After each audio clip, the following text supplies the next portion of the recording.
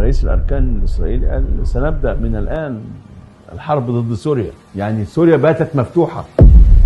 طيب تشوف المشهد ازاي بعد حكم سقوط بشار الأسد؟ هتشوف سوريا ازاي؟ لا، أنا أرى الآن أن الأمور تمضي نحو الفوضى ونحو التقسيم ونحو التوافق مع إسرائيل، وأتصور أن الإرهابيين الذين تمكنوا من الحكم في سوريا هم كده تمكنوا بالفعل. طبعا ستكون مهمتهم الآتي: نمرة 1 تدريب العناصر الإرهابية في العالم العربي. 2 بدء تنفيذ مخطط ضد العراق وضد الأردن وضد مصر. 3 أنهم هينشروا هذا الفكر التكفيري، سيعملوا أنهم يوظفوا كل إمكانيات سوريا لنشر فكر داعش وفكر النصرة.